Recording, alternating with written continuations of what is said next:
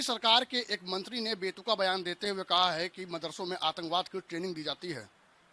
इस पर बात करने के लिए हमारे साथ मौलाना यासूब अब्बास साहब हैं। उनसे पूछते हैं, उनसे जानते हैं कि आखिरकार ये बेतुका बयान है उनका क्या कहना है। यासूब साहब, रघुराज सिंह हैं, दर्जा प्राप्त मंत्री हैं उत्तर प्रदेश सरकार के, उन्होंने ये बयान दिया है, किस तरीके से देखते हैं, क्या कहेंगे? देखिए, मैं उत्तर प्रदेश सरकार के राज्य मंत्री रघुराज प्रताप सिंह जी की भरपूर तरीके से इस बयान की मजम्मत करता हूँ, जिन्होंने मदारसे अरबिया को निशाने पर लिया है। वो कम से कम हिंदुस्तान की आज़ादी की तारीख बैठ के पढ़ लें कि हमारा मुल्क कैसे आज़ाद हुआ। हिंदुस्तान की आज़ादी की तारीख में मदारिस अरबिया का अहम योगदान रहा है और मदारिस अरबिया ने बड़े खिदमात किए हैं और इस मुल्क को आज़ाद कराने में। कम से कम मदारिस अरबिया पे, अरबी मदारिस पे उंगली उठाने से पहले वो ये बताएं कि किस मदरसे में आतंकवाद की शिक्षा दी जाती है। इस्लाम मज़हब तो ये कहता है कि अगर तुमने एक इंसान की जान ली तो पूरी इंसानियत की जान ली। तो जहाँ के ऊपर इस्लाम की टीचिंग ये है, तो किस मदरसे में तालिबानी मानसिकता डेवलप की जा रही है, किस मदरसे में आतंकवाद की पढ़ाई हो रही है। मैं उत्तर प्रदेश के मुख्यमंत्री श्री योगी आदित्यनाथ जी से ये गुजारिश करूँगा कि ऐसे मंत्रियों पर लगाम लगाएं, जबकि भारत के यशस्वी प्रधानमंत्री जी श्री नरेंद्र मोदी जी ये कहते हैं कि सबका साथ सबका विश्वास।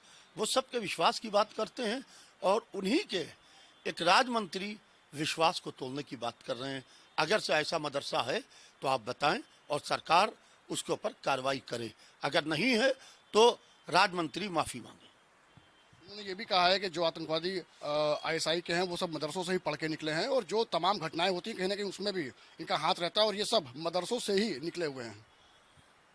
मैं भी कई मदारिस अरबिया को चलाता हूँ और मैं कई मदारिस में मेंबर हूँ और ज़िम्मेदार हूँ मदारिस अरबिया का।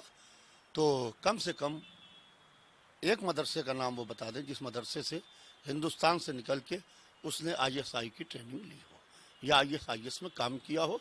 किसी एक आदमी का, किसी एक मदरसे का हिंदुस्तान के नाम बता दे तो बेहतर है। हिंदुस्तान के अंदर भाई को भाई से तोड़ने की सियासत ना करें, बल्कि भाई से भाई को जोड़ने की बात करें।